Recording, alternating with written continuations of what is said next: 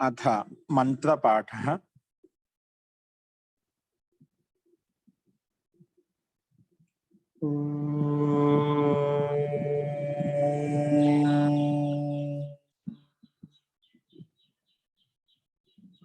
सहनाववतु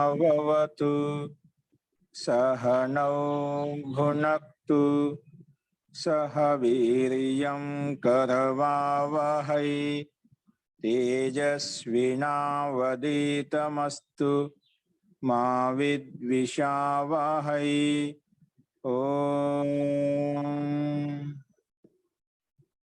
शांति शांति शांति। सर्वेभ्यो नमः। अंदरिकी नमस्कारम अंडी। नमस्ते आचार्य, सर्वेभ्यो नमः। మనము 5వ అధ్యాయంలో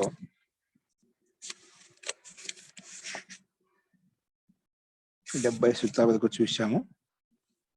ప్రకారం ఏం చెప్పుకుంటున్నామంటే, నిన్న మనస్సు అనేది విభు కాదు, ఏకదేశంలో ఉంటుంది. అంటే మనస్సు అనేది అంటే అనేది వ్యాపించి ఉండకుండా ఏకదేశంలో ఉంటుంది అని చెప్పి మనం చూశాము. ఎందుకంటే దాంట్లో శృతి యొక్క ప్రమాణం కూడా చూశాము. ఈ మనకి ఆవాగమనం జరుగుతూ ఉంది, అంటే ఒకే స్థానంలో ఉంటుంది అని చెప్పుకున్నాం. అలాగే ముక్తి అంటే ఏమిటంటే, ముక్తి అనేది కేవలము దుఃఖ నివృత్తి, అంటే దుఃఖాలను అత్యంత నివృత్తిని చేసుకోవడం ముక్తి అని చెప్పుకున్నాము. మరి ఆనంద ప్రాప్తి అనేది కథనం అయితే ఉందో అది కేవలము అది ప్రశంస మాత్రంలో అలా చెప్పబడింది. వాస్తవంగా దుఃఖ నివృత్తి అలా ఉన్నప్పుడు దానికి ఆనందానుభూతి స్థితి ఏదైతే కలుగుతుందో దాన్ని అలా ప్రశంసలో మనం చెప్పుకుంటాం. వాస్తవంగా దుఃఖ నివృత్తి ముక్తి అని చెప్పుకోవాలి అని చెప్పి నిన్న మనం చూసామండి.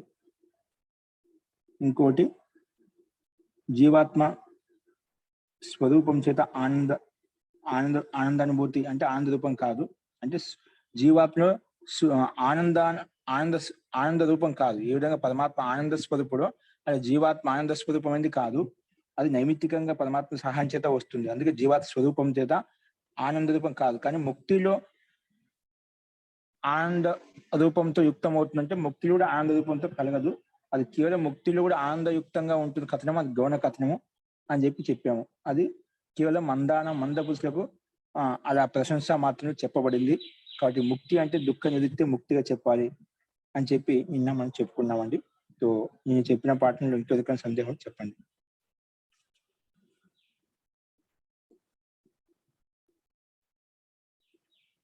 అస్తు. సో మనసు వ్యాపకమైంది కాదు, ఏకదేశంలో ఉంటుంది. కాబట్టి ముక్తిలో కూడా అక్కడ ఈ మనసు అనేది ఉండదు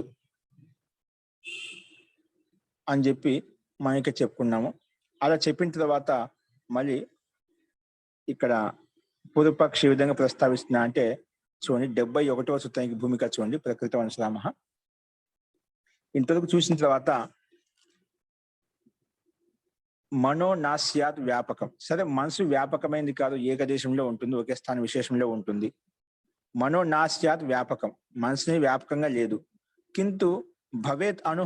సో మనసు వ్యాపకమైంది కాదు అంటున్నాం, అయితే అనుస్వరూపం, మనసు అనేది అనుస్వరూపం. కింటు భవేత్ అను యథా జీవాత్మ అనురస్తి సా మోక్షి అవతిష్టతే తద్వత్ మనో అపి స్యాత్ అను మోక్షానంద పరిచాయేత్ అత్ర ఉచ్యతే. అంటే సార్ మనసు వ్యాపకమైంది కాదు, వ్యాపించలే అని చెప్పావు. కింటు భవేత్ అనుస్వరూపం కావచ్చు కదా. ఎందుకంటే యథా జీవాత్మ అనురస్తి, ఎందుకంటే జీవాత్మ అనుపరిమాణం కలిగింది, అనుస్వరూపం అని చెప్తున్నాడు. జీవాత్మ ఎటువంటిది? అనుపరిమాణం కలిగింది. జీవాత్మ యొక్క స్వరూపం ఎలా ఉంటే అణుతో పోల్చి చెప్పామంట. అలా మన శాస్త్రం చెప్పబడింది. అలాగే జీవాత్మ ఏ విధంగా జీవాత్మ అనురస్తి స మోక్ష తిష్టతి. జీవాత్మ కాబట్టి మోక్షంలో ఉంటుందన్నమాట. పరమాత్మ ముక్తిని పొందినప్పుడు మోక్షంలో ఏ విధంగా అనుస్వరూపం జీవాత్మ ఉంటుందో, మోక్షే అవతిష్టది, మోక్షంలో ఉంటుందో తద్వత్ అలాగే మనోపి, మనసు కూడా కాబట్టి మోక్షానందం పరిచాయేత్, అంటే మోక్షం కూడా ఆ మనసు అనుస్వరూపం కాబట్టి అది కూడా ముక్తిలో ఉంటుంది అని చెప్పి పూర్వపక్షి ప్రస్తావించాడు. మోక్షానందం పరిచాయేత్ అని అడిగినప్పుడు దానికి అత్ర ఉచిత సమాధానం, అంటే ఇక్కడ ఈ రకంగా పూర్వపక్షిక అభిప్రాయం ఏ రకంగా ప్రస్తావించాలంటే మనసు వ్యాపకంగా లేదు కానీ అణు మాత్రము. ఏ విధంగా జీవాత్మ అణు స్వరూపమో అలాగే ముక్తిలో ఉంటుందో అలాగే మనసు కూడా అణువు కాబట్టి మోక్షాన్ని యొక్క పరిచయాన్ని అంటే మోక్షాన్ని పొందడానికి అనుకూలంగా ఉంటుంది, అక్కడే ఉంటుంది. జీవాత్మ ఏ విధంగా ఉంటుందో జీవాత్మ అనుస్వరూపమైంది, అలాగే మనసు కూడా అలాగే ఉంటుందని చెప్పి పూర్వపక్షి ప్రస్తావించాడు. దాన్ని ఖండిస్తున్నాడు సిద్ధాంతి. నా నిర్భాగత్వం తద్యోగాత్ ఘటాదివత్. నా నిర్భాగత్వం అంటే ఇది భాగరహితమైనది కాదు. నా నిర్భాగత్వం తద్యోగాత్ ఘటాధివత్ అంటే ఏదో భాగంతో అంటే అవయవ సన్నివేశంతో ఉత్పన్నమైందో అది ఎప్పుడు కూడా అక్కడ ఉండదన్నమాట. అంటే అవయవ సన్నివేశంతో ఏదైతే ఉత్పన్నమవుతుందో అది నష్టం కూడా అవుతుందన్నమాట. అంటే జీవాత్మ అవయవ సన్నివేశంతో అనుసృతపడిన అవయవ సన్నివేశంతో ఉత్పన్నం కాదనమాట. అది సదా ఎల్లప్పుడు నిత్యంగా ఉంటుందన్నమాట. కాబట్టి నా నిర్భాగత్వం లేదనమాట జీవాత్మకి. అలాగే యోగాత్ ఉన్నప్పుడు కూడా ఘటాధివత్ ఘటానికి సమానంగా ఈ విధంగా ఘట అవయవ సన్నివేశంతో ఉత్పన్నమైందో అలాగా ఈ మనసు అవయవ సన్నివేశంతో ఉత్పన్నమైంది కాబట్టి అవయవ స్వరూపం కాబట్టి అలా ముక్తిలో ఉండదు, మోక్షంలో ఉండదు. ప్రకృతితో ఉత్పన్నమైన పదార్థాలు ఏవైతే ఉన్నాయో ఆ జీవాత్మ ఎప్పుడైతే దేహత్యాగం చేయగానే అవి ఇక్కడే నష్టం అయిపోతాయి, ఇక్కడే వదిలేసి వెళ్తాయి, కానీ ముక్తిలో అయితే ఉండదు అని చెప్పి సిద్ధాంతికి ప్రస్తావించింది. నా నిర్భాగత్వం తద్యోగాత్ ఘటాధివత్ అంటే ఘటకు సమానంగా. ఘట అంటే కుండలు ఏ విధంగా అవయవ సన్నివేశంతో ఏ విధంగా ఉత్పన్నమైందో అది నష్టమవుతుందో అలాగే మనసు కూడా అది పంచభూతాలతో ఉత్పన్నమైంది అంటే సంయోగం చేత అవయవ సన్నివేశం చేత ఉత్పన్నమైంది కాబట్టి ఇది ముక్తిలో ఉండదు అని చెప్పి సిద్ధాంతి ప్రస్తావించామట. నా నిర్భాగత్వం తద్యోగాత్ ఘటాధివత్ అని చెప్పి. ఏంటి నిర్భాగత్వం నా అంటున్నాడు అది చూడండి భాష్యంలో. అనుత్వేపి మనసు నిర్భాగత్వం, మనసు అనుస్వరూపమైందే కానీ నిర్భాగత్వం దాంట్లో భాగరహితమైన స్థితి లేదు. అంటే భాగత్వం ఉందా, నిర్భాగత్వం కాదు. అంటే భాగం లేకుండా లేదు అంటే నిర్భాగత్వం నిర్భాగత్వం అంటే భాగరాహిత్యం నాస్తి. భాగరాహిత్యం అంటే అవయవ సన్నివేశంతో అంటే ఏ విధంగా జీవాత్మ అవయవ సన్నివేశంతో ఉత్పన్నం కాదు, పరమాత్మ అవయవ సన్నివేశంతో యుక్తం కాదంట. అంటే దాన్ని ఎవరు ఉత్పన్నం చేయలేమట, కానీ మనసు ఉత్పన్నమైంది, పంచభూతాల సహాయం చేత ఉత్పన్నమైనమాట. అంటే సంయోగం చేత ఉత్పన్నమైంది, అవయవ సన్నివేశంతో ఉత్పన్నమైంది అన్నమాట. కానీ అందుకే అనుత్వేపి అణు మాత్రమే సూక్ష్మంగా ఉంది. అనుత్వేపి మనస్సు నిర్భాగత్వం కానీ భాగరహితమైంది కాదంటే భాగ సహితమైంది, భాగయుక్తమైంది. అంటే ఏ విధంగా కుండలో ఒక్కొక్క మిట్టి యొక్క కణాల అవయవ సన్నివేశంతో సమూహమే ఒక కుండ రూపంలో కనిపిస్తుంది, అలాగే ఈ మనస్సు కూడా చిన్న చిన్న సూక్ష్మ అవయవాల సన్నివేశం చేత పంచభూత సంయోగం చేత ఇది ఉత్పన్నమైంది. అందుకే మనసు నిర్భాగత్వం అంటే భాగరాహిత్యం అంటే భాగం లేకుండా నాస్తి. భాగరాహిత్యం నాస్తి అంటే దీని వల్ల భాగయుక్తంగా ఉంది, అవయవయుక్తంగా ఉంది అర్థం. అవయవంతో సన్నివేశమైంది అని అర్థం. భాగరాహిత్యం నాస్తి. తద్యోగాత్ ఒకే యోగం ఒకే అలా స్వీకరిస్తే భాగయోగాత్ ఒకే భాగయుక్తమైంది కాబట్టి భాగయోగాత్ అలా స్వీకరించిన భాగయుక్తమైంది కాబట్టి ఘటాధివత్. భాగయోగాత్ ఘట తద్యోగాత్ అంటే దాంతో యుక్తమైనప్పుడు అంటే భాగంతో యుక్తమైనప్పుడు ఏమవుతుంది, ఘటాదికి సమానం అయిపోతుంది. ఎప్పుడైతే భాగంగా మనం స్వీకరించామో అది కుండకి సమానం అయిపోతుంది. అంటే కుండ ఈ విధంగా అవయవ సన్నివేశంతో ఉత్పన్నమైంది కాబట్టి అవయవ సన్నివేశం ఇక్కడ నష్టం అయిపోతుంది, అలాగే మనసు కూడా ఇక్కడే నష్టం అయిపోతుంది, ముక్తిలో ఉండదు, మోక్షంలో ఉండదు అని ఇక్కడ ఘటాది దృష్టాంతం ద్వారా చెప్పబడింది అన్నమాట. అందుకే భాగయోగాత్ అంటే ఘటాధివత్ ఘటాకి సమానంగా. ఎలాగంటే ఘటః పటః కఠోవా ఇత్యం ఆది పదార్థాః అంటే ఘటము అంటే కుండ, పటః అంటే వస్త్రము, కటః అంటే చటాయి చాప ఏదైతే ఉందో ఇవన్నీ ఎలా తయారయ్యాయి, డైరెక్ట్గా శాశ్వత ఎల్లప్పుండవు. అంటే అవయవాల సన్నివేశం ద్వారా ఉత్పన్నమయ్యాయి. సో అవయవముల సన్నివేశం ద్వారా ఉత్పన్నమైనవి ఏమవుతాయి, అటువంటి పదార్థాలు ఏమవుతాయి, అవి నష్టమైపోతాయి అన్నమాట. అది చెప్తున్నాడు. యథా ఘటః పటః కఠోవా ఇత్యోమాది ఇటువంటి పదార్థాలు స్వభాగేది యుక్త ఇవి వాటి యొక్క భాగాలతో యుక్తమై ఉన్నాయి, చిన్న చిన్న అవయవ సన్నివేశం యుక్తమై ఉన్నాయంట. స్వభాగేది యుక్త ప్రయుక్తశ్చ ప్రయోగించబడుతున్నాయంట. ప్రయుక్తశ్చ భవతి అవి అవయవ సన్నివేశంతో ఉత్పన్నమయ్యే ప్రయోగించబడుతున్నాడు. తథైవ అలాగే మనసు కూడా సర్వజనానుభూతి ఇది మనసు అపి సర్వజనానుభూతి ఇది కూడా మనసు అలాగే అందరికి అనుభూతి యుక్తమైంది అన్నమాట. ఈ మనసు కూడా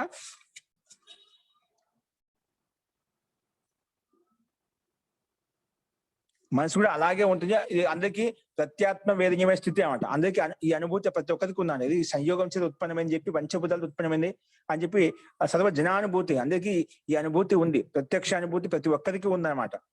మనసు విషయంలో ఏ విధంగా అయితే ఘటపట కట విషయంలో ఏ విధంగా స్వభాగంతో యుక్తమైందో అలాగే మనసు కూడా పంచభూతాలతో యుక్తమైందని చెప్పి ప్రతి ఒక్కరికి. ఎందుకంటే ఈ శరీరం ఉన్నని చెప్పి మనసు ఉంటుంది. శరీరం నష్టంగానే నష్టమైపోతుంది. అంటే శరీరం యొక్క భాగం అని చెప్పి తెలుస్తుంది. పంచేంద్రియాలు, పంచ కర్మేంద్రియాలు, పంచ జ్ఞానేంద్రియాలు, పంచ కర్మేంద్రియాలు ఒక మనసు అని చెప్పాం. అంటే పంచ జ్ఞానేంద్రియాలు, పంచకర్మ ఇక్కడే నష్టమైనప్పుడు అది ఒక ఇంద్రియమే కాబట్టి అది కూడా ఇక్కడే నష్టమైపోతుంది. కాబట్టి అది చెప్పాడు ఇక్కడ.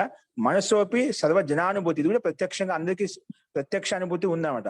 నాహి మనహ సర్వేంద్రియై సహా, అన్ని ఇంద్రియాలతోటి సకృతి సంయుజ్యతే. ఇంకా ఈ మనసుని కూడా అన్ని ఇంద్రియాలతోటి పంచ జ్ఞానేంద్రియాలతోటి పంచ కర్మేంద్రియాలతో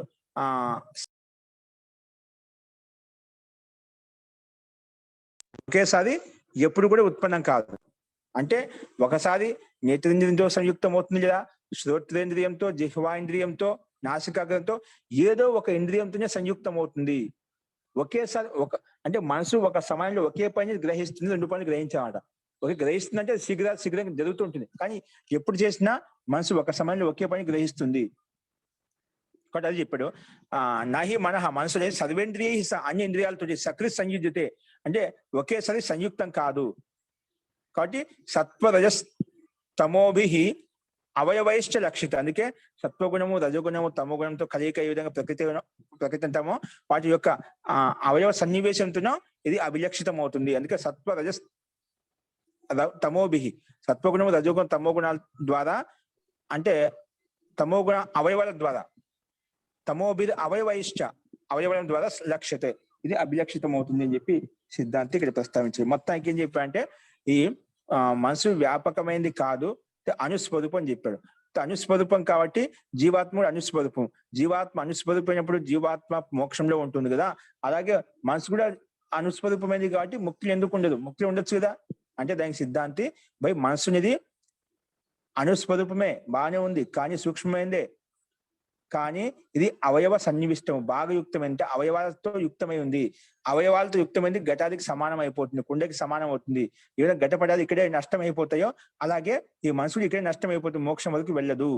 అందుకే నా నిర్భాగత్వం, నిర్భాగత్వం నా అంటే భాగరహితమైన లేదు, నా నిర్భాగత్వం. ఇక్కడ నిషేధికి నిషేధం ఇచ్చాడు. నిర్భాగత్వం నా, ఇది భాగరహితమైనది కాదు, అంటే భాగ సహితమైంది. కాబట్టి భాగ సహితమైనది అయితే ఉందో ఇక్కడ నష్టం అవుతుంది, శాశ్వతంగా ఉండదు. కాబట్టి ఇది ముక్తిలో ఉండదు అని చెప్పి సిద్ధాంతి ఇక్కడ ప్రస్తావించాలి. ఓకే, ఈ రకంగా మనం చెప్తున్నాము. అందుకే ఈ సత్వగుణం, రజోగుణం, తమో గుణాలతోటి భాగాలతోటి లక్షితం అవుతుందని చెప్పి ఇక్కడ సిద్ధాంతి ప్రస్తావించాడు. ఇలా చెప్పిన తర్వాత మళ్ళీ పొదుపక్షి మళ్ళీ ప్రశ్నిస్తున్నాడు. ఏం ప్రశ్నిస్తున్నాడు? నిత్యం స్యాత్ మనః, సరే మనసు నిత్యం కాదు, అవయవ సన్నివేశంతో ఉత్పన్నమైనది నష్టం అవుతుంది. ఏ విధంగా కుండ వస్త్రము చెట ఈ విధంగా నష్టం అయిపోతుందో కొంతకాలం తర్వాత ఇది కూడా నష్టం. 72వ సూత్రానికి భూమిక అండి, కింద లాస్ట్ లో కనిపిస్తుంది స్లైడ్ మీద. నిత్యం స్యాత్ మనః, సరే నిత్యం స్యాత్ మనః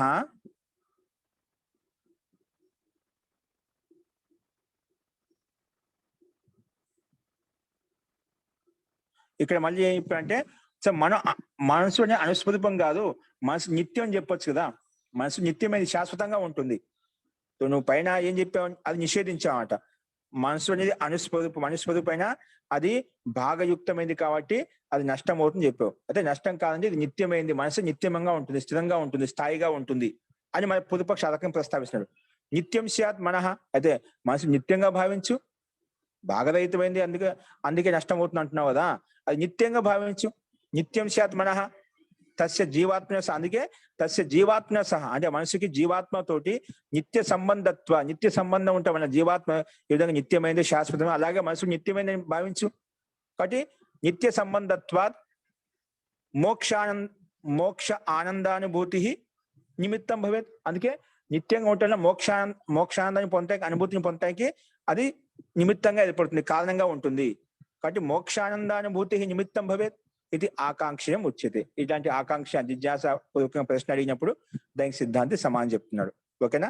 పైన ఉత్పన్నం అవుతుంది కాబట్టి ఇది మనసు అనుస్వరూపమే అయినా కానీ బాగా యుక్తమైంది అంటే అవయవ సన్నివేశంతో యుక్తమైంది అవయవ పంచ అవయవాలతోటి ఉత్పన్నమైంది అంటే పంచభూతాలతో ఉత్పన్నమైంది కాబట్టి నష్టం అవుతుంది కుండకి సమానంగా అని చెప్పాం. అయితే నిత్యంగా భావించినప్పుడు జీవాత్మతో నిత్య సంబంధం ఏర్పడటం వల్ల అది కూడా మోక్షానందనుభూతికి నిమిత్త కారణమవుతుంది. ఇలా ప్రశ్నించినప్పుడు ఇలా ఆకాంక్ష పూర్వకంగా అడిగినప్పుడు దానికి సమాన సిద్ధాంతం మళ్ళీ చెప్తున్నాడు. ఏం చెప్తున్నాడు? ప్రకృతి పురుషుడు అన్యత్ సర్వం అనిత్యం. ఇక్కడ ఎంత ముఖ్యమైన సిద్ధాంతం చెప్పారు. ప్రకృతి పురుషయో అన్యత్ సర్వం అనిత్యం. ప్రకృతి అది పురుష జీవాత్మ పరమాత్మ అంటే ఈ ప్రకృతి అది పురుష అంటే జీవాత్మ రెండు తీసుకుంటాం. పురుషుడు అంటే ఆత్మ. ఏ ఆత్మ? మనకు జీవాత్మ పరమాత్మ రెండు భిన్న భిన్నమైనటువంటి చెప్పి చెప్పుకున్నాం కదా. సో ఈ రకంగా ప్రకృతి అది పురుషుడు అంటే జీవాత్మ పరమాత్మ వీటికంటే అన్యత్ సర్వం అనిత్యం. ప్రకృతి జీవాత్మ పరమాత్మ కంటే భిన్నం ఏవైతే ఉన్నాయి పదార్థాలు అంటే ఈ మూడు పదార్థాలు మాత్రం అనాది పదార్థాలు. ఇవి శాశ్వతంగా ఎల్లప్పుడూ ఉంటాయి. అవయవ సన్నివేశంతో ఉత్పన్నం కాలేదు, తయారు చేయలేదు. శాశ్వతంగా పరమాత్మతత్వము జీవాత్మతత్వము ప్రకృతి తత్వం ఎల్లప్పుడూ శాశ్వతంగా ఉంటాయి. అనాది కాలం నుంచి ఉన్నాయి, అనాది కాలం వరకు ఉంటాయి. దానికి ఆది అంతం అంటూ ఉండేవంట. అందుకే మూడు పదార్థాలు అనాది పదార్థములు. ఏంటి ఈ మూడు పదార్థాలు? ఏంటివి? అనాది పదార్థం. జీవాత్మ ఎల్లప్పుడూ ఉంటుంది, పరమాత్మ ఎల్లప్పుడూ ఉంటాడు, అలాగే ఈ ప్రకృతి కూడా ఎల్లప్పుడూ ఉంటుంది. మూడు పదార్థాలు ఎప్పుడు అనాది. కాబట్టి అందుకే ప్రకృతి పురుషశ్చ అన్యత్ సర్వం అనిత్యం. ఏవైతే ఉత్పన్న సంసారంలో బ్రహ్మాండ కనిపిస్తాయి అవన్నీ కూడా అనిత్యమైనటివే. ఈ మూడు పదార్థాలే అవయవ రహితమైనటివి అంటే అవయవ సన్నివేశం ఉత్పన్నం కాలేదు. వీటి ద్వారానే ఈ ప్రకృతి సహాయం చేత ఇవన్నీ బ్రహ్మాండంలో ఉత్పన్నమయ్యాయి. ఓకేనా? సో ప్రకృతి పురుషేదు అన్య సర్వం అనిత్యం అని చెప్పి సిద్ధాంతం ఇక్కడ పురుషు గట్టిగా చెప్పామట. కాబట్టి మనకు అనాది పదార్థాలు ఏంటండి? మూడు పదార్థాలు అనాది. అంటే ఈ ప్రకృతి మనకు కనిపించే ప్రకృతి మూడు ప్రకృతి సత్వగుణం రజోగుణం తమోగుణంతో సామ్య వ్యవస్థ అయితే ఉందో దాన్ని ప్రకృతి అంటాం. ఈ ప్రకృతి సహాయం చేత ప్రకృతి మహాన్ మహతో అహంకార తన్మాత్రవే పంచభూతాన్ని ఉభయేంద్రియం ఇవన్నీ మనకు ఉత్పన్నమయ్యాయన్నమాట. అలాగే ఈ విధంగా ఉత్పన్నమైంది. తర్వాత ఈ ప్రకృతి ఎందుకు ఉత్పన్నమైంది? జీవాత్మ కోసం, పురుషుడి కోసం ఉత్పన్నమైంది, జీవాత్మ కళ్యాణం కోసం. సో ఆ కళ్యాణం కోసం ఈ ప్రకృతి ఉత్పత్తి చేసింది ఎవరు? పరమాత్మ. ఆ స్వయం జడ ప్రకృతి కదా, స్వయం సామర్థ్యం లేదు. ఆ ప్రకృతి యొక్క సహాయం ప్రకృతిని ఆరోగ్యం చేసుకుని ఈ సృష్టి రూపంలో బ్రహ్మాండ రూపంలో సృష్టించాడనమాట. ఎందుకు? జీవాత్మ కళ్యాణం కోసం, ముక్తి సుఖాన్ని అందచేయడం కోసం అన్నమాట. సో ఈ రకంగా అందుకే పూర్వపక్షి మనుడు మనసు నిత్యంగా భావించవచ్చుగా. నిత్యంగా ఉన్నప్పుడు అది కూడా ముక్తిలో జీవాత్మ నిత్యమైంది చెప్పావు. జీవాత్మతోటి ఇది కూడా ముక్తిలో ఉంటుంది అంటే అది అలా ఉండని కాదు. జీవాత్మ పరమాత్మ ప్లస్ ప్రకృతికి అతిరిక్తం ఏవైతే ఉన్నాయో అవన్నీ కూడా అనిత్యమైనవే. కాబట్టి ఇది మనుషుది జీవాత్మ కాదు, పరమాత్మ కాదు, ప్రకృతి కాదు. ప్రకృతి ద్వారా ఉత్పన్నమైంది. ప్రకృతి ద్వారా అయితే ఉత్పన్నమైతే మన ప్రకృతిలో కలిసిపోతున్నాం, నష్టం అయిపోతుంది. కాబట్టి సర్వం అనిత్యం అని చెప్పి మూల సిద్ధాంతం చెప్పాడు. కాబట్టి ప్రకృతి పురుషుడు మీద ఏవైతే ఉన్నాయో అవన్నీ కూడా అనిత్యమైన పదార్థాలే. నిత్యమైన పదార్థాలు కేవలం ప్రకృతి, జీవాత్మ, పరమాత్మ. ఈ మూడు పదార్థాలే అనాది పదార్థాలు. ఈ మూడు పదార్థాలు స్వీకరించాలి. కాబట్టి దీన్ని బట్టి కూడా మనం స్పష్టంగా చెప్పుకోవచ్చు. అద్వైతం అంటే ఏది లేదంటే మూడు పదార్థాలు ఉన్నాయి, ఖచ్చితంగా స్వీకరించాలి. అంటే జీవాత్మ పరమాత్మ యొక్క అంశంలో ప్రకృతి జీవాత్మ అని చెప్పి మనం తీసుకోకూడదు. ఇది కపిల మహర్షి యొక్క సూత్రం స్పష్టంగా ఇస్తుంది. ప్రకృతి పురుషుడు అన్యత్ సర్వం అన్ని మొత్తం కూడా ఏంటివి? అనిత్యమైనవి. అంటే ఈ మూడు పదార్థాలు అనాది అంటే అనాది పదార్థములు. అనాది కాలం నుంచి ఉన్నాయి, అనంతకాలం వరకు ఉంటాయి. అస్తు. సో భాషను చూడండి ఇక్కడ. ప్రకృతి పురుషుడు అన్యత్ సర్వం అనిత్యం అంటే దీనికి సమానం చెప్పారంటే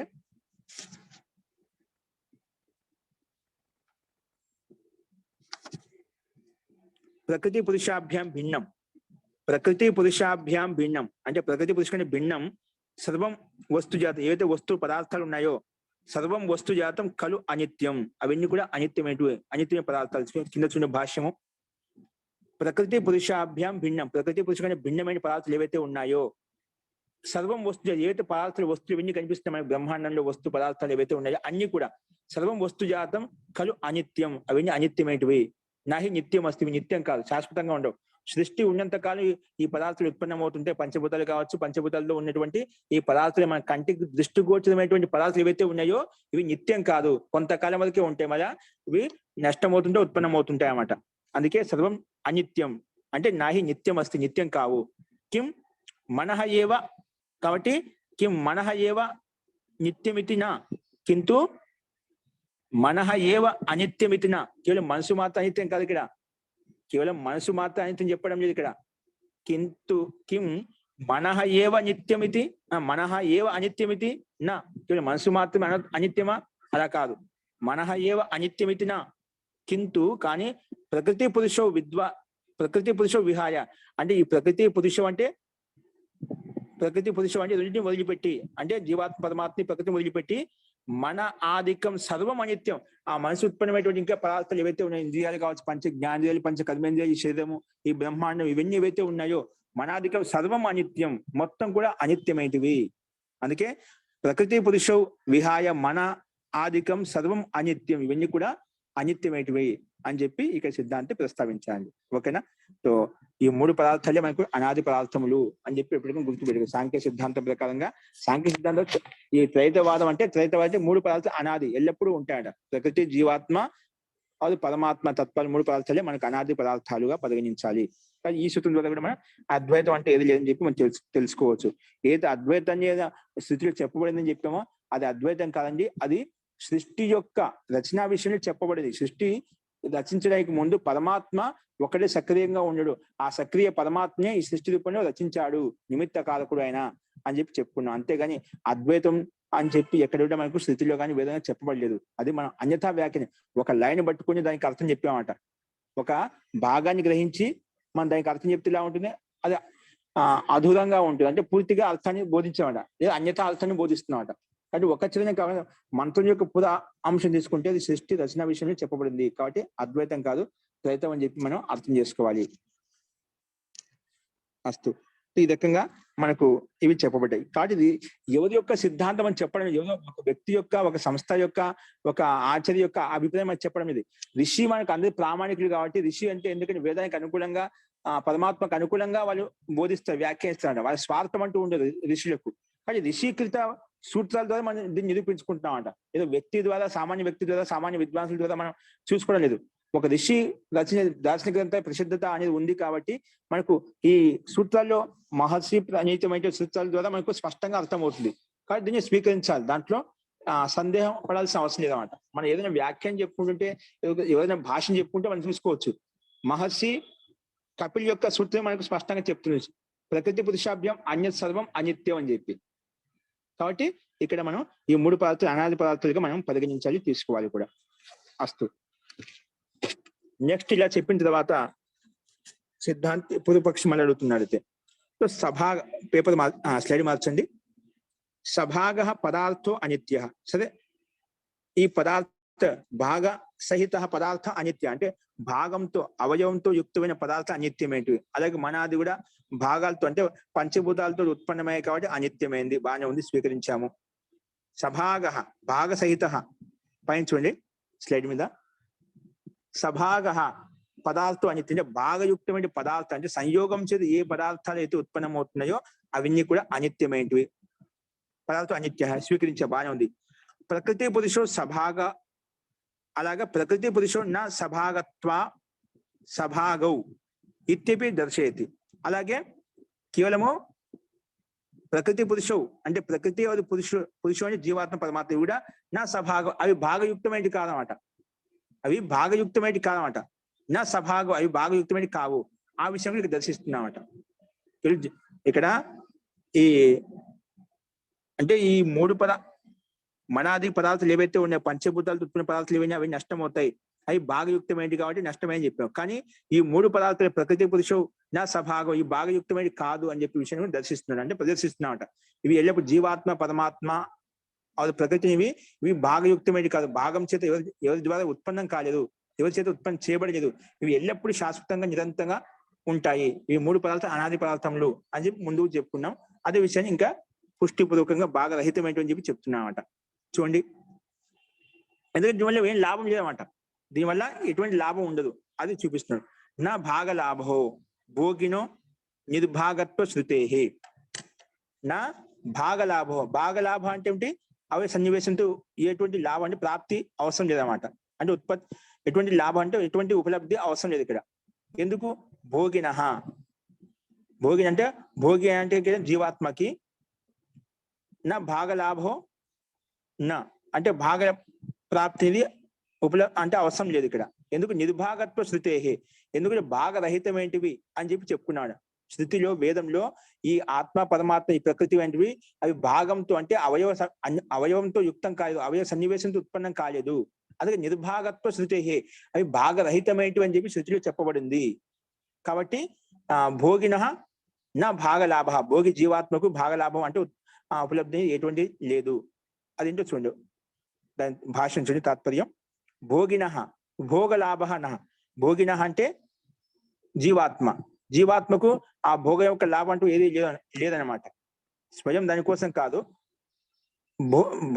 భోగిన భోగలాభ నా అంటే భోగి జీవాత్మకు భోగలాభం ఉపలబ్ధం లేదు. ఎందుకు చూడండి, భోగిన అనే పదాన్ని విడగో చెప్తున్నాం.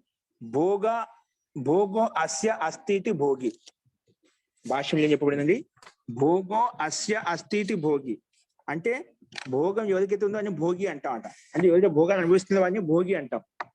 భోగం అంటే భోగం ఎవరికైతే ఉందో వారిని భోగి అంటాం అంట. భోగ అస్య అస్తి, భోగం ఇతనికి ఉంది, అతని భోగి అంటాం. అంటే జీవాత్మ భోగాన్ని అనిపించేది ఏంటి, భోగ భాగ్యాన్ని అనిపించేది జీవాత్మ. అందుకే భోగ అస్య, భోగం ఇతనికి ఉంది, భోగో అస్య అస్తి ఇది భోగి, అతని భోగి అంటాం. అంటే భోగి అంటే ఇక్కడ జీవాత్మ. తథా అలాగే భోగో సూత్ర భోగ శబ్దం ఉంది మళ్ళా, భోగో అస్యాం అస్తి ఇది భోగిని. ఇంకా ఇక్కడేమో భోగో అస్య అస్తి ఇది, అస్య షష్ఠి భక్తులు విడగొట్టుకున్నామట. కిందేం చెప్పుకున్నాం, భోగో అస్యాం అస్తి ఇది, భోగం ఇతనిలో ఉంది, భోగము ఇతనిలో ఉంది. అంటే భోగు జిస్మే హై, భోగం ఎవరికైతే ఉందో అంటే ఎవరికి ఆశ్రయించి ఉందో అంటే ప్రకృతి. ఏంటి భోగం అనేది ఎక్కడైతే ఉంది, భోగం ఎక్కడ ఉంది, భోగం అనేది భోగాలు అనిపించేది జీవాత్మ. కానీ ఈ భోగాలు ఎక్కడి నుంచి అనిపిస్తున్నాయి, భోగాలు అనిపించే ఆధారం ఏంటి, ప్రకృతి. దాని ఇక్కడ భోగో అస్యాం అస్తి, భోగం అయితే ఎందులో అయితే ఉందో, ఎందులో ఉంది, ప్రకృతిలో ఉందంట. అంటే భోగ్య శక్తి అంటే భోగాలు అనిపించే శక్తి ఎవరికి ఉంది, ఈ ప్రకృతిలో ఉందంట. ఈ ప్రకృతి సహాయం చేత జీవాత్మ భోగాలను అనుభవిస్తున్నాడు. ఈ ప్రకృతి లేకపోతే భోగాలు అనుభవించలేదు అన్నమాట. అందుకే భోగో అస్యాం అస్థితి, ఈ భోగాలకు ఆశ్రయపోతాం అంటే ప్రకృతి ఎక్కడైతే ఉందో అది భోగినిగా చెప్పుకున్నామట. అదేమో భోగి అంటే భోగి జీవాత్మ, భోగిని ప్రకృతి. అంటే భోగింపజేస్తున్నామట, జీవాత్మకు భోగాన్ని అందజేస్తున్నామట. అందుకే భోగిని అని చెప్పామట. భోగో అస్యాం అస్థితి భోగిని అంటే ప్రకృతి, భోగిని అనేది కదా ప్రకృతి. ఈ ప్రకృతి సహాయం చేత జీవాత్మ భోగాన్ని అనుభవిస్తుంది. ప్రకృతి లేకపోతే జీవాత్మ భోగాన్ని అనుభవించలేదు. కాబట్టి ఈ రకంగా పద విభాగం ద్వారా మనకి చెప్పారు. భోగో అస్య అస్థితి భోగి అంటే జీవాత్మ. తథా అలాగే భోగో అస్యాం సప్తమి భక్తి ఇక్కడ విడగొట్టామట. భోగో అస్యాం అస్థితి భోగిని అంటే భోగం ఎక్కడైతే ఉందో అంటే ఏ ప్రకృతి అయితే ఉందో అంటే ప్రకృతి ఆధారభూతమైంది, ఆశ్రయభూతమైనటువంటి. ఎందుకు భోగాన్ని అనుభవించడానికి, జీవాత్మకు భోగాన్ని అనుభవించడానికి ఆశ్రయభూతమైనటువంటిది, ఆధారభూతమైనటువంటిది. కాబట్టి భోగిని అని చెప్పుకున్నా. అదే చెప్పాడు భోగిని ప్రకృతి. సూత్రే ఈ సూత్రంలో భోగిన శబ్దం ఉందో అది చెప్తున్నాడు. సూత్రే భోగిన ఏకశేషత్వం సామాన్యైన ఏకవచనం చ. ఇక్కడ భోగినలో భోగి శబ్దం ఉంది, భోగిని శబ్దం ఉంది, రెండు ఉన్నాయండి. కాకపోతే రెండు సమాన శబ్దాలు కాబట్టి ఏకశేషం అయిపోయాయి, అంటే రెండు కలిసిపోయాయి. ఇప్పుడు ఏ విధంగా అయితే వృక్షం అంటామో, మనుష్యశ్చ మనుష్యం అంటాం. మనుష్య శబ్ద స్వరూప శబ్దాలు సమాన రూపాలు అనమాట. అందుకే స్వరూపం ఏకశేష ఏక విభక్తో ప్రకారంగా స్వరూప శబ్దాలు సమాన రూప శబ్దాలు ఏవైతే ఉన్నాయో అవి ఏకశేషం ఒకటే మిగులుతుంది అనమాట. ఆ ప్రకారంగా ఇక్కడ సూత్రే భోగిన, సూత్రంలో భోగిన శబ్దం ఏదైతే ఉందో ఏకశేషత్వం, ఏకశేషం ఒకటే శేషంగా పోయింది. ఇక్కడ భోగిని అని చెప్పి రెండు శబ్దం, భోగ శబ్దం భోగిని శబ్దంలో భోగ సమాన స్వరూపం ఉంది కాబట్టి అది తీసేసి ఒకటే పెట్టేశాం. అందుకే భోగిని అని చెప్పామట. భోగిని అని చెప్పగానే దాంట్లో భోగి అంటే జీవాత్మ ఉంది, ఆ భోగాలు ఎక్కడైతే ఉన్నాయో ఆ ప్రకృతి కూడా తీసుకోబడింది అనమాట. కాబట్టి భోగిని అంటే ఆ భోగాలు అనిపించే జీవాత్మ, ఆ భోగాలు ఎక్కడైతే ఉన్నాయో ఆ ప్రకృతి రెండు తీసుకోవాలి మనము. అందుకే ఇక్కడ భోగిన ఏకశేషత్వం సామాన్యైన ఏకవచనం. ఇంకా ఏకవచనం అంటే ఏకశ ఒకటే మిగిలింది, సామాన్యంగా ఇక్కడ ఏకవచనం ఇచ్చామంట. జీవాత్మ ప్రకృతి రెండు ఉండాలి కదా, ద్వివచనం ఉండాలనుకుంటున్నాం, సామాన్యంగా ఏకవచనం చెప్పాము ఇక్కడ. అందుకే ఎందుకు ఏకశేషం చేసాం అంటే ఒకటే శేషంగా మిగిలింది కదా, కానీ ఏకవచనంలో పెట్టుకున్నాము. ఇది వ్యాకరణ పరంగా చూపించారు కొంచెం. అంటే ఇక్కడ భోగిన ఒకే శబ్దం కనిపిస్తుంది కదా, దాన్ని ఇంకో శబ్దం కూడా ఇంక్లూడ్ అయ్యింది అని చెప్పడం కోసం ఏకశేష సమాసం చేశాము. ఏకశేషం అయింది కాబట్టి మనకు ఆ పదాలు 2 పదాలు అంతర్గతంగా తీసుకోవాలి. సో పుత్రే భోగిన ఏకశేషత్వం సామాన్యేన ఏకవచనం, ఇంకా సామాన్య ఏకవచనంలో చెప్పబడింది. అస్తు. సో భోగినో అంటే ఏమిటి? భోగిన భోగం అనుష్ఠితో భోక్తు. భోగినో అంటే సూత్రం భోగిన శబ్దం ఉందో అది మనం ఇంకో రకం చెప్తున్నాం. భోగినో అంటే భోగం అనుష్ఠితో భోక్తు, అంటే భోగాలను అనుభవించినటువంటి భోక్త ఎవరైతే ఉన్నారో, భోగిన అంటే భోక్తం అనుష్ఠిత, భోగాలను అనుభవించడానికి అనుష్ఠించబడ్డ ఎవరైతే అటువంటి భోక్తు అంటే భోక్త జీవాత్మ ఏదైతే ఉన్నదో, తథా భోగవతో అంటే ఈ భోగ ఇక్కడ పైన భోగి శబ్దానికి నిర్వచనంగా కొంచెం మళ్ళీ విడిచి చెప్పే పైన చెప్పిందని. భోగిను అంటే భోగం అనుష్ఠిత అంటే భోగాన్ని అనుసరిస్తూ ఆచరిస్తూ ఏవైతే భోక్త ఉండే జీవాత్మ ఉందో ఆ జీవాత్మ భోగవతో ఆ భోగాల అందజేసేటువంటి ప్రకృతి. భోగవతో అంటే భోగాధిష్టానస్య అంటే భోగాలకు ఆధారభూతమైనటువంటి భోగాధిష్టానస్య ప్రకృతి అంటే ప్రకృతి పేరు కలిగినటువంటి ఆఖ్య అవ్యక్తస్య, ప్రకృతి ఆఖ్య అవ్యక్తస్య, అవ్యక్త రూపమైన ప్రకృతి ఏదైతే ఉందో అంటే సత్వగుణం రజోగుణం తమోగుణం యొక్క సామ్యవస్థ ప్రకృతి ఏదైతే ఉందో అది ప్రకృతి పేరు గల అవ్యక్త స్వరూపమైనమాట. ప్రకృతి ఆఖ్య అవ్యక్తస్య భాగలాభ. భాగలాభ అంటే అవయవ లాభం అంట, అంటే అవయవ సన్నివేశంతో ఉత్పన్నమైందని చెప్పి దాని ఒక భాగలాభ అంటే భాగసిద్ధి అంటే అవయవ సిద్ధి. దాన్ని ఇంకొక చెప్పాడు సావయవత నాస్తి.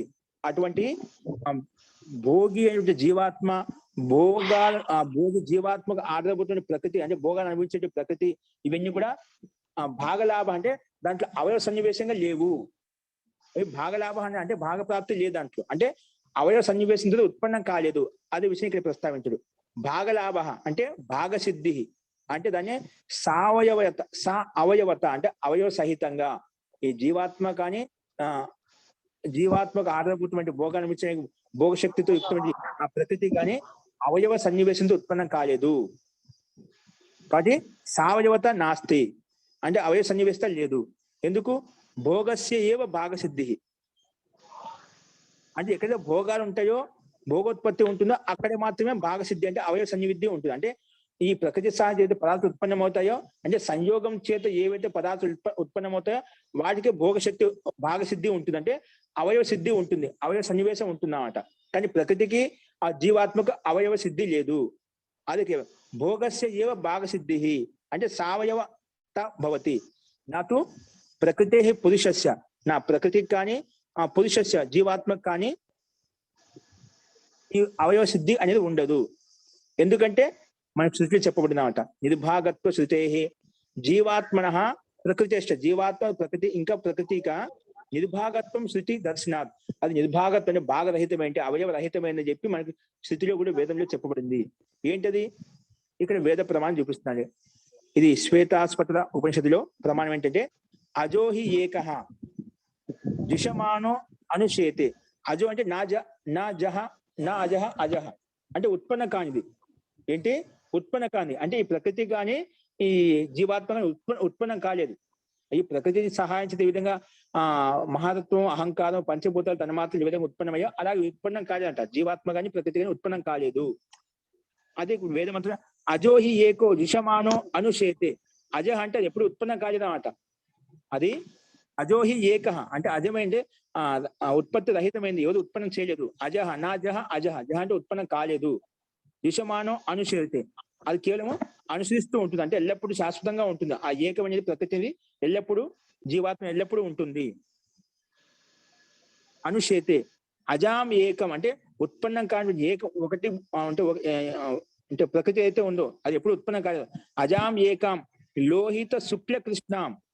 ఇది లోహిత అంటే సత్వగుణం రజోగుణం తమోగుణం యుక్తమైనటువంటి ఉత్పన్నం కానటువంటి అంటే ప్రకృతి మూల అవస్థలో ఉంటున్నారు. సత్వగుణము రజోగుణం సామ్యవస్థ ప్రకృతి అని చెప్పాము. ఇది అవయవ సన్నివిష్టం కాబట్టి అవయవ రహితమైంది అన్నమాట.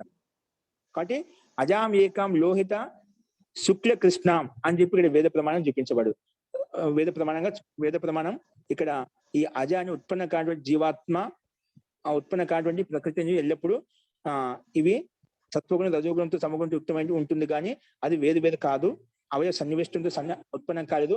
ఇవి ఎల్లప్పుడూ సామ్యవస్థ ప్రకృతిని చెప్తాము. అలాగే జీవాత్మ కూడా ఉత్పత్తి రహితమైంది.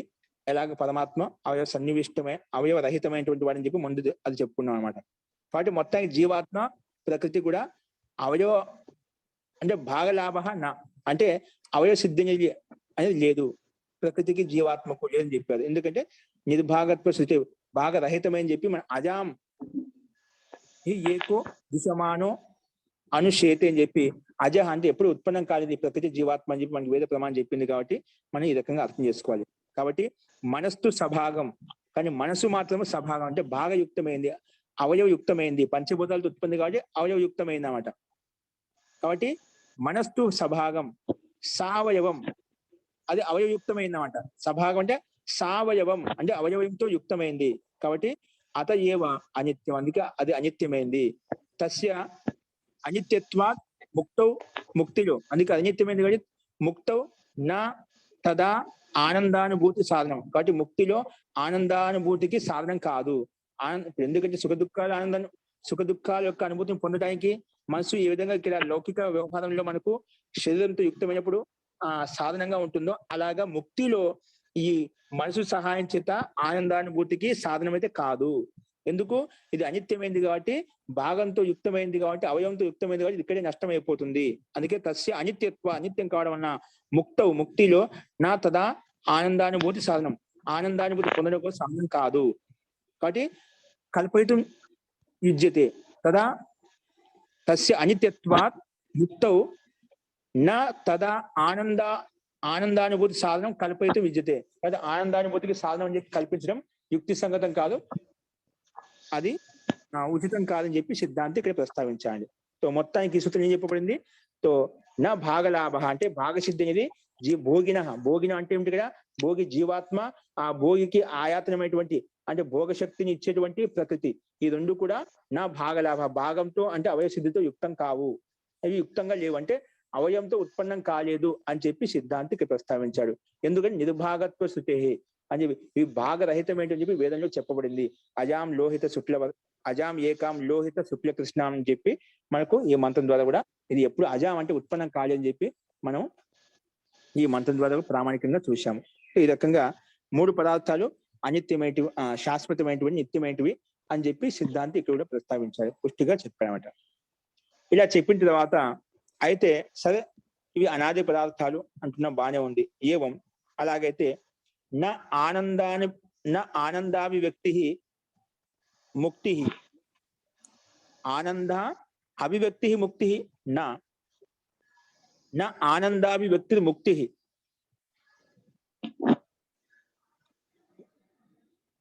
నిర్ధర్మకత్వాత్, ముక్తి నిర్ధర్మకత్వాత్ అంటే సరే ఆనందాభివ్యక్తి ముక్తి కాలేదు కానీ నిర్ధర్మకత్వాత్. ఇప్పుడు నిర్ధర్మక అంటే ఇది స్వాభావిక ధర్మం కాదు. ఎందుకంటే ఎవరి నుండి అయితే ఆనందం అనేది అభివ్యక్తం అయిపోయింది, జీవాత్మకు అభివ్యక్తం అవుతుంది అని మళ్ళా ఆ రకంగా అడిగినప్పుడు దానికి సమాజం నా ఆనందాభివ్యక్తి ముక్తి నా శబ్దం ఇక్కడ ముందు తీసుకొచ్చి పెట్టారు. నా ఆనందాభివ్యక్తి ముక్తి అంటే ఆనందక అభివ్యక్తి ముక్తి కాదు. నా ఆనంద అభివ్యక్తి ముక్తి అంటే నా నిర్ధర్మకత్వాద, అది దాని యొక్క ధర్మం కాదు. అంటే అభివ్యక్తం కావడము అంటే జీవాత్మ యొక్క ధర్మం కాదు. అంటే ఆనందాన్ని మనం ముందు చెప్పుకున్నాం, ఆనందం అనేది అభివ్యక్తం కాలేదు జీవాత్మకి. ఆనంద గుణం స్వాభావికం కాదు, అది నైమిత్తికంగా పరమాత్మ యొక్క సహాయం చేతనే ఆనందానుభూతిని పొందుతుంది. స్వయంగా ఆనందం ఏ విధంగా ప్రాదుర్భూతమైందో అలాగా ప్రాదుర్భూతం అభివ్యక్తం కాలేదు. అది ఎందుకంటే దాని యొక్క ధర్మం కాదనమాట, జీవాత్మ యొక్క ధర్మం కాదు. జీవాత్మ ఆనంద గుణ స్వరూపం అనేది పరమాత్మకే స్వాభావికంగా ఉంటుంది, పరమాత్మకే స్వాభావిక ధర్మము. కానీ జీవాత్మకు ఆనంద గుణం అనేది, ఆనంద రూపం అనేది, ఆనంద స్వరూపం అనేది జీవాత్మక ధర్మం కాదు. అందుకే నిర్ధర్మకత్వాత్. కాబట్టి ఏమైనా అభివ్యక్తం అవుతుందంటావా? అభివ్యక్తం కాలేదు. ఎందుకంటే ఆ ఆనంద రూప గుణం అది నిర్ధర్మం అంటే జీవాత్మ యొక్క ధర్మం కాదు అని చెప్పి ఈ సూత్రంలో చెప్పబడుతుంది. ఈ రకం చెప్పబడిందంట. దీని యొక్క భాష్యము ఆనందస్య అభివ్యక్తి అంటే ఆనందస్య అభివ్యక్తి అంటే ఆనందానికి అభివ్యక్తి అంటే ఏమిటి? ప్రాదుర్భూతం అంటే ప్రాదుర్భూతం కావడం అంటే ప్రకాశించడం. ఆనందం అనేది ఒక అకస్మాత్తుగా ప్రకాశించడం అన్నమాట.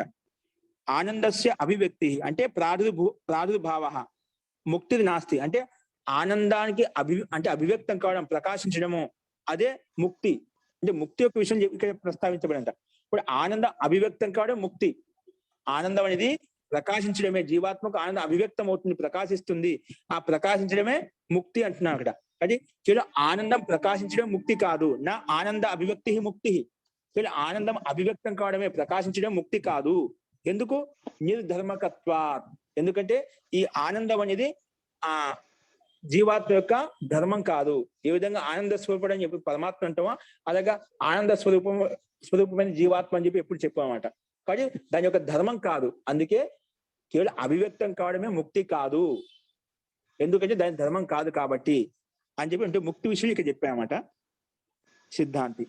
కాబట్టి ఆనంద అభివ్యక్తి అంటే ప్రాదుర్భావం కావడం అనేది ముక్తిది నాస్తి, ముక్తి కాదు. ఎందుకు? నిర్ధర్మకత్వాత్, అది దాని యొక్క ధర్మం కాదు కాబట్టి.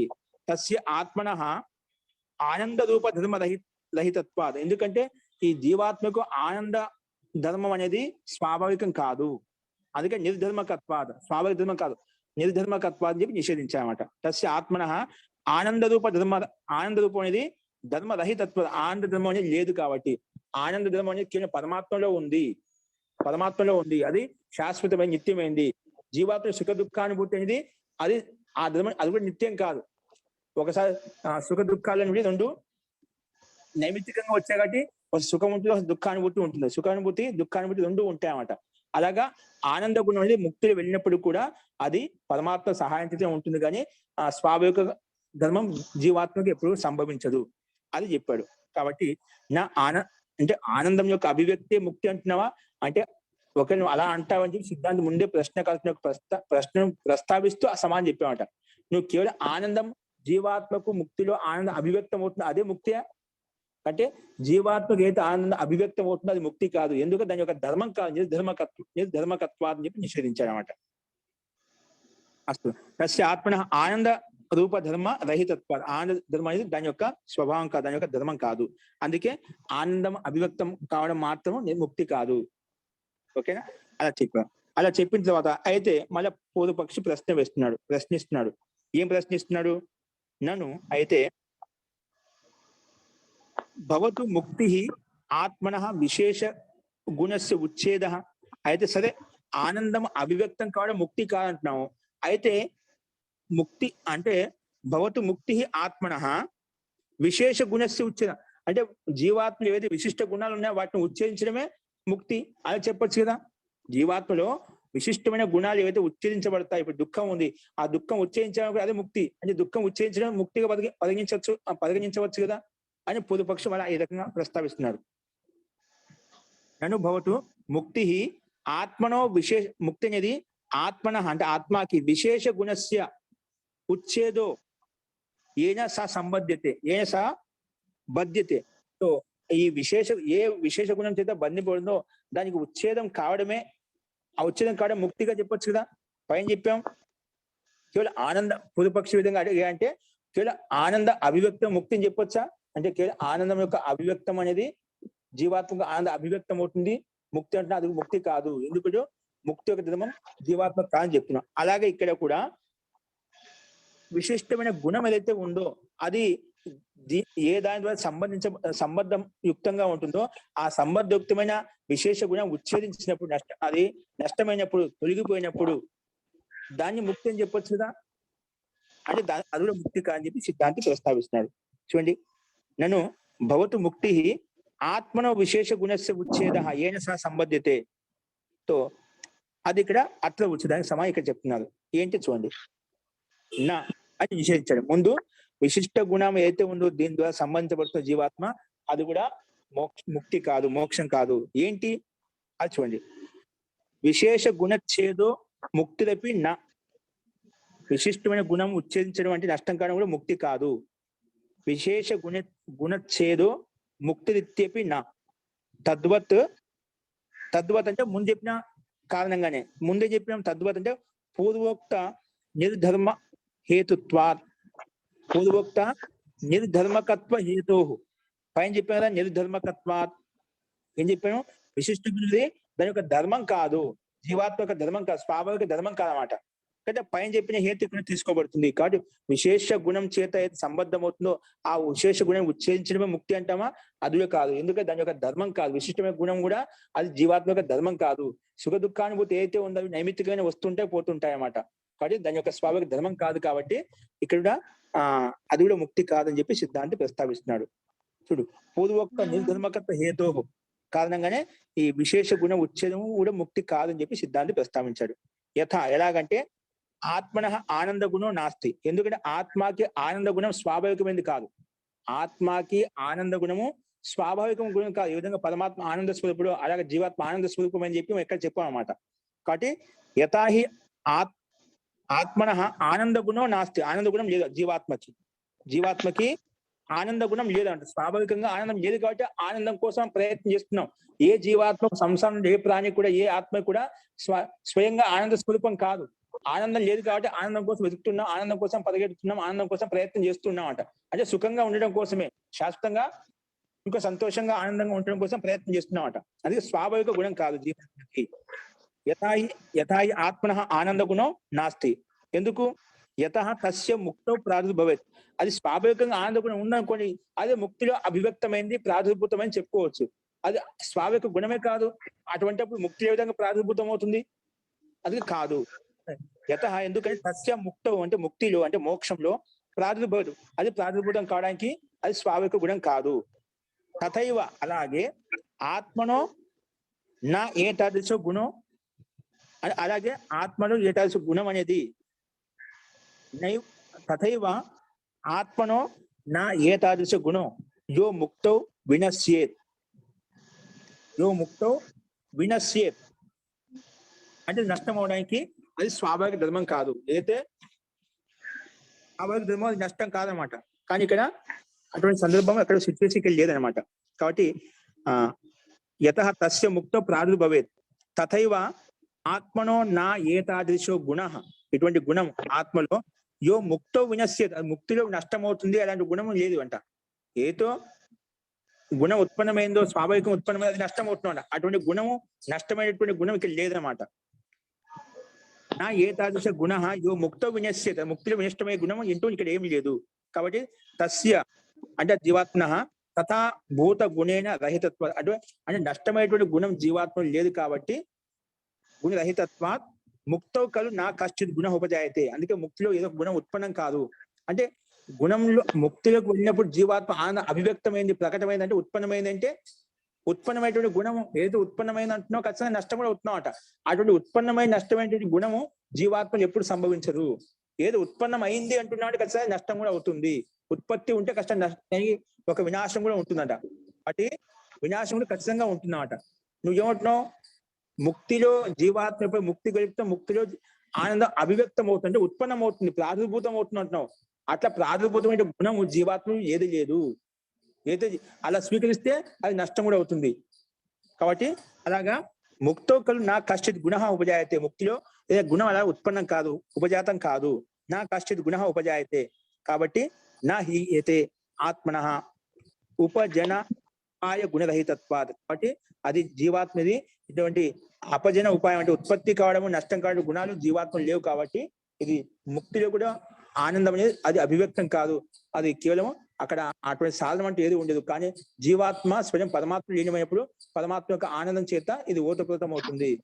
జీవాత్మ స్వయం ఆనంద గుణం అనేది అభివ్యక్తం కాదు, అది పరమాత్మ యొక్క సహాయం చేత ఆనందాన్ని మూతి పొందుతుంది అని చెప్పి సిద్ధాంతికి ప్రస్తావించారు. కాబట్టి ముక్తో కలు నా కశ్చిత్ గుణ ఉపజాయతే. ముక్తిలో ఏ గుణం ఉత్పన్నం కాదు, అభివ్యక్తం కాదు. నా హీయతే, అది నష్టం కూడా కాదు. ఉంటే నష్టం అవుతుంది, ఉత్పన్నమైందంటే అది నష్టం కూడా అవుతుంది. కాబట్టి అటువంటి ఉత్పత్తి లేదు కానీ అది నష్టం కూడా కాదన్నమాట. నా హీయతే ఆత్మన.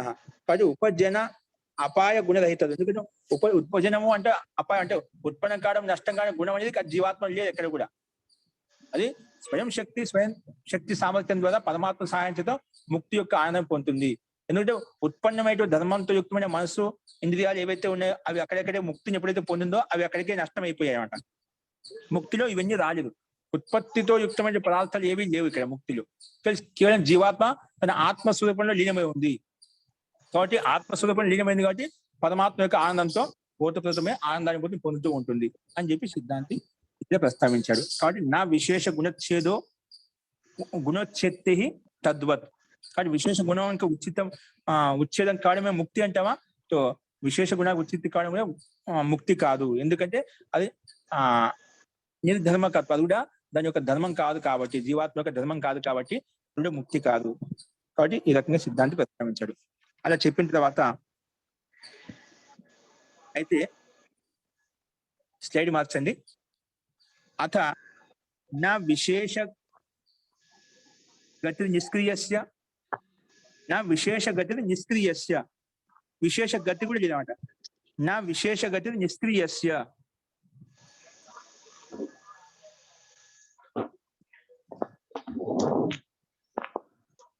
నిష్క్రియమైనటువంటి జీవాత్మకు విశేష గతి కూడా ఇక్కడ లేదని చెప్పి సిద్ధాంతం ప్రస్తావిస్తున్నాడు.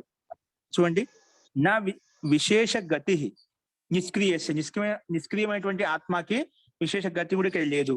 ఏంటి చూడండి, సంసారాత్ ఊర్ధ్వం కాచిత్ విశిష్ట గతి ముక్తి నా నిష్క్రియ ఆత్మన. అంటే సంసారాత్ ఊర్ధ్వం, సంసార కంటే ఊర్ధ్వంలో, అంటే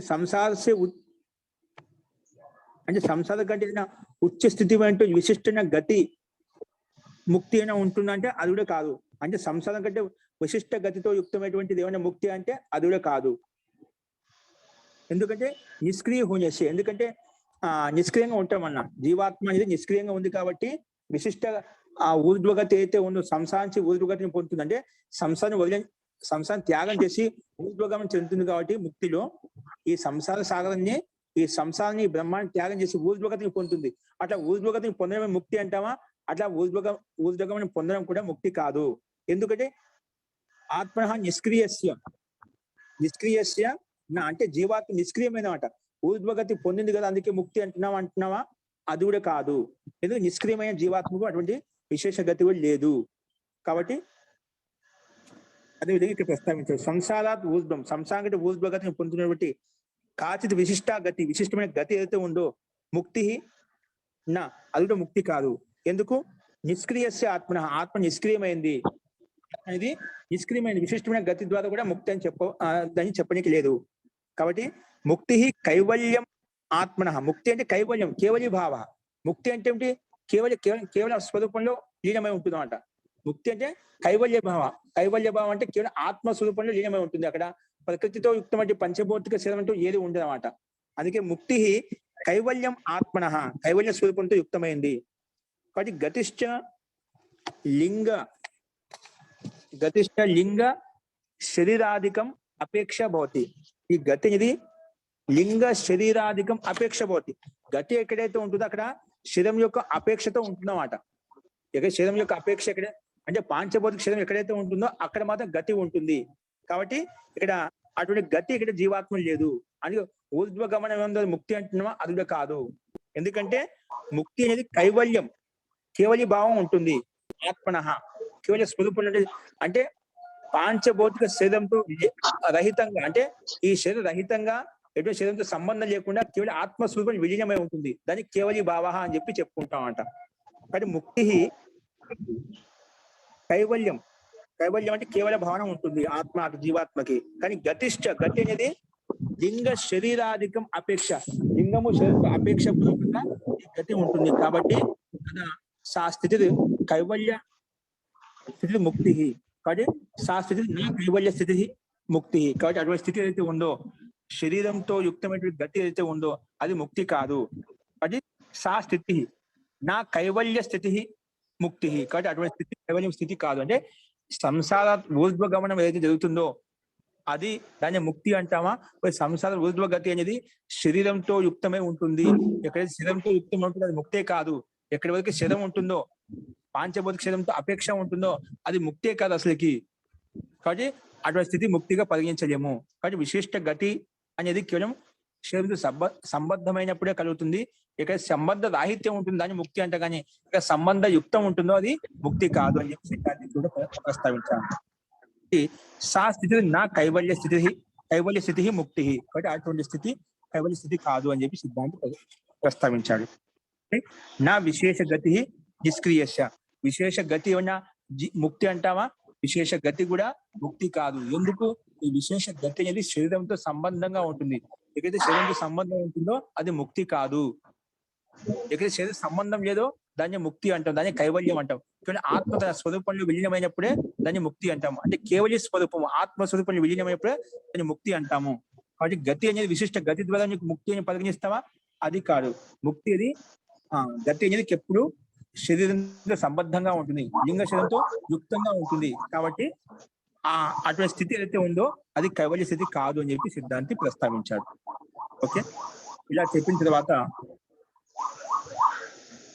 పునశ్చ నా ఆకారోప రాఘో ఉచిత్తి క్షణికత్వాది దోష అని చెప్పి ఇక్కడ సిద్ధాంతి పూర్వకంగా ప్రస్తావిస్తున్నాడు. అది ఏంటో మనం చూద్దామండి. అంటే మనం ఇంతకుముందు క్షణికవాద ప్రసంగం చూసామండి. క్షణికవాదము శూన్యవాద ప్రసంగం వచ్చింది కదా ఒకసారి. క్షణికత్వవాదము అంటే పూర్వపక్ష విధంగా ప్రస్తావన అంటే ఆ క్షణం నష్టమైపోయింది, మళ్ళీ ఉత్పన్నమైంది, మళ్ళీ నష్టమైపోయి ఉత్పన్నం. ఆ క్షణికత్వవాదంగా సిద్ధాంతి ఆ ముక్తిని నిరూపించే ప్రయత్నం చేస్తామట. ఆ క్షణికత్వవాదం ఏంటో మనం చూద్దాం, రేపు చూద్దామండి.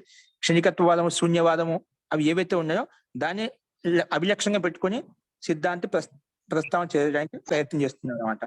అంటే మొత్తానికి ఏదో రకంగా ఈ శరీరంతో సంబద్ధంగా ఉండేదాన్ని ముక్తి అంటే ముక్తి యొక్క స్వరూపాన్ని భిన్నంగా ప్రస్తావన చేయడానికి ప్రయత్నం చేస్తున్నామట. అది క్షణికత్వ రూపంలో శూన్యత్వవాది ప్రసంగంలో అది ఏంటో మనం చూద్దామండి. అస్తు. ఇంతవరకు చెప్పిన వాటిలో ఏదైనా సందేహం చెప్పండి.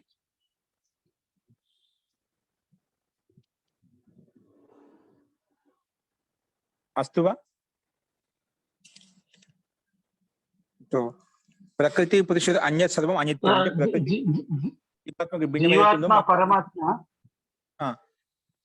జీవాత్మ పరమాత్మ వేరువేరుగా అని చెప్పుకుంటూ వచ్చి ఇప్పుడు రెండు ఒకటే శాశ్వతం అని చెప్తున్నాం కదా సార్. అనిత్యం అని తేడా కనిపిస్తుంది. ఎక్కడ చెప్పాము శాశ్వత నిత్యం? మళ్ళీ జీవాత్మ పరమాత్మ రెండు శాశ్వతము అనిత్యము అని చెప్పుకున్నాం. ఎక్కడ చెప్పాను? ఏ పని అర్థం చెప్పలేదు, అలా చెప్పలేదు. ఏ పంక్తి ద్వారా చెప్పాను? ఏ సూత్రం చెప్పాను? 75 సూత్రం చెప్పాను, 75 చెప్పాను. అది మహోదయ ఒకసారి జీవాత్మ అన్నారు, ఒకసారి ఆత్మ అన్నారు, అంతే. దుఃఖానుభూతి ఉండదు. ఆ సుఖ దుఃఖానుభూతి కేవలము జీవాత్మకే వస్తున్నారు. సుఖ దుఃఖానుభూతి జీవాత్మకే ఉంటుందన్నమాట. కానీ పరమాత్మకి సుఖ దుఃఖానుభూతిని ఉండదన్నమాట. నిత్య ఆనందానుభూతి ఉంటుంది, శాశ్వతంగా ఉంటుంది, స్వాభావిక ధర్మం అని చెప్పాను. పరమాత్మకు ఆనంద గుణం ఉంది, ఆనంద స్వరూపం అనేది అది శాశ్వతం ఎల్లప్పుడూ ఉంటుందన్నమాట. జీవాత్మకు అలాంటి ఆనంద రూపం శాశ్వతమైనది కాదంట. ఇప్పుడు ప్రయత్నం చేస్తే విశిష్టమైన ప్రయత్నం చేస్తే ఆనందానుభూతి పరమాత్మ సహాయంతో కలుగుతుంది. విశిష్టమైన ప్రయత్నం చేస్తే సుఖానుభూతి కలుగుతుంది, లేకపోతే దుఃఖానుభూతి కలుగుతుందన్నమాట. ఈ సుఖ దుఃఖానుభూతి అనేది జీవాత్మకు నైమిత్తికమేంటి, నిమిత్తంగా వస్తుంటే పోతుంటాయి. ఎల్లప్పుడు జీవాత్మ సుఖంగా ఉండదు, ఎల్లప్పుడూ దుఃఖం కూడా ఉండదు అన్నమాట. అది ప్రత్యక్షంగా లోకంలో మనం చూస్తున్నాం అన్నమాట. అలా పోల్చి చెప్పాను. పరమాత్మ అలా కాదు. పరమాత్మ యొక్క గుణం శాశ్వతంగా నిత్యంగా ఉంటుంది, జీవాత్మకు ఉన్నట్టుగా నైమిత్తికం కాదు అని అలా చెప్పానండి.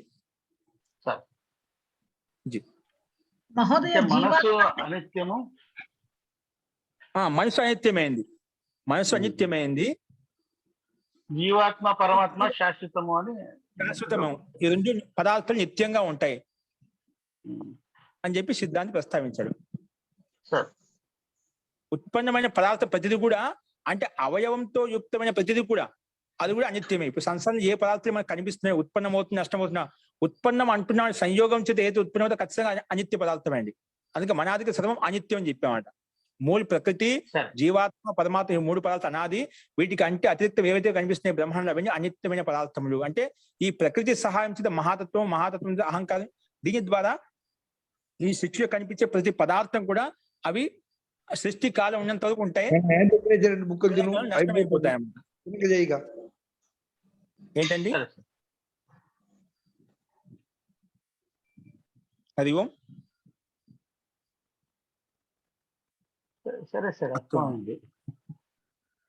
ఈ రకంగా మనం ఈ విషయాన్ని, ముక్తి యొక్క విషయాన్ని మనం చూస్తూ వస్తున్నాము. అస్తు. ఇంకా ఒక సందేహం ఉంటే మనం మంత్రపాఠం తర్వాత చూద్దామండి. అస్తు. మంత్రపాఠ. ఓం.